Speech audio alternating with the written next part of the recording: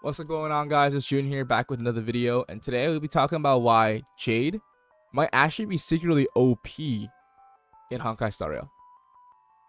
So Jade, if you guys don't know her kit, she basically has a AoE blast.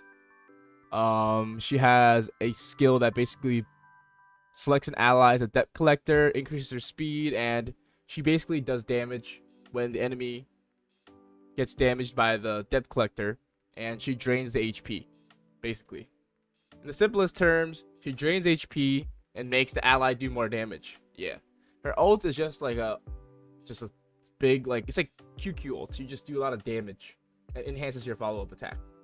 And then her AoE, basically, when you get a stack of charge, which you get from the deck collector attacking, when you reach a certain amount of stacks, which is 8, you just do a follow-up attack, and the more follow-up attacks you do, you get more crit damage in the most simplest sense. And I'll actually put it up on the screen if you guys want to see what it does specifically. So basically what I want to say is she's a character in the most ideal situation that wants a character that has a follow-up attack and or drains HP. So let's think of characters like that in the first place.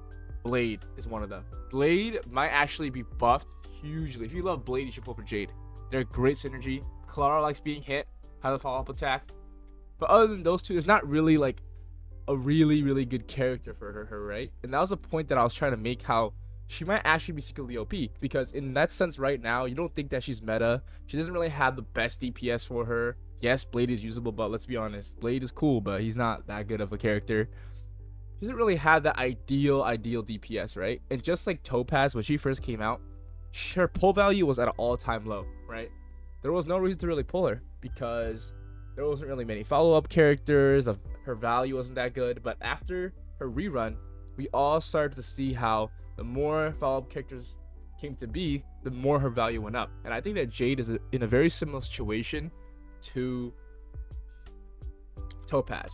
She will definitely get better with time. She will definitely be someone that you probably get in the rerun, right? Because her kit, her potential is absolutely off the charts, right? She will scale with time, just like Topaz. There's gonna be characters that have this specific niche where they have a follow-up attack and you drain HP, right? And this is a spoiler part, and I won't spoil it to anyone who doesn't want to hear it, and I'll leave a timestamp if you want to skip it. But basically, Yun Li is one of the characters that has a follow-up attack that drains HP, and I think that they'll be perfect synergy. And Hoyoverse loves to sneak peek the characters, right? They love making or releasing a character before, and not everyone thinks that they're really good, and then secretly later on they release a bunch of characters that make them absolutely insane, right? And I think this is a perfect example of why she might actually be OP. She might actually just be broken, okay? Her kit, not only does it help with future characters, I mean, she's good in currently right now. Pure Fiction, if you have her, it's probably easy clear. I've seen crazy clears, on element clears, E0, S0. She'll do insane value in Pure Fiction, and if you can't clear Pure Fiction, you should get her. Not only that, Memory of Chaos and Pure Fiction, I know a lot of people don't like Pure Fiction.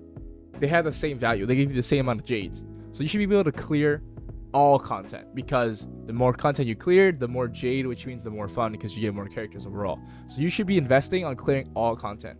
So in that sense, she's also good.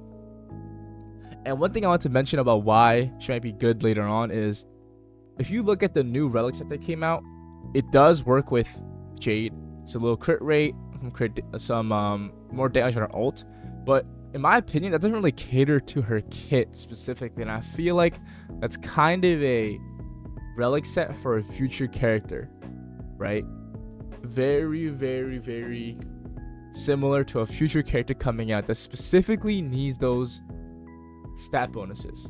And Jade has other great options, the Grand Duke set. So I don't know, I feel like this is not her best slot set, and I feel like in the future there will be a new set to make her even better, and in the future there'll be more characters out to make her shine even better. So that's the thing I want to talk about with Jade, right? If you want a character that's going to be able to help you clear Pure Fiction, then yes, Jade, in my opinion, is probably the best character because you don't need to pull out Genti because you can use Herda, and Herda, Jade on one side is good enough to clear basically any content. So at that point, you should just pull for Jade if you need Perfection. However, if you can clear Perfection just fine, you don't really care about that, and you want to think about future value, honestly, any support that has a specific niche or any sub DPS that has a niche is absolutely going to be insane, right? Like, that's the one thing that I want you guys to think about. This niche is going to be prevalent in the future later on, right? Like I mentioned before with Topaz, when she first came out, she didn't really have any characters you can really pair her up with. Same thing with Jade. I mean, yeah, you can use Herda, alright? Like, but other than Herda, like maybe Himeko, there's not really that great of AoE follow-up attackers compared to like Topaz now has Ratio, Aventurine, Robin. Like that's the best in slot follow-up team, and Jade doesn't have that currently. But with time, she'll get even better. I promise you, if you don't get her now, in the future, whenever she reruns, her value, I bet you, 10 cents will be absolutely insane. So the conclusion of the video is, she is going to be very good, or in my opinion, will scale with time insanely well, just like Topaz, and you will probably regret not pulling her now. However, if you don't have the Jades and you're focused on other things, or you're going to pull for your favorite character, don't get her, obviously. You should always pull for whoever you want. But the one thing I do want to say is, if you want to invest in a character now, and especially because the next few characters coming out, if you don't use Acheron or you don't like Yunli's playstyle, honestly, playing on Jade now and saving for the future might be a great idea. Unlike DPSs, they always get power crept, but supports and sub DPSs always has a good role because of the buffing capabilities they have for the team. So yeah, that's the conclusion. Thank you guys for watching. I really appreciate it. I love making content. And yeah, let me know if you guys are pulling for Jade, and if not, go look on your Firefly and run my pulls.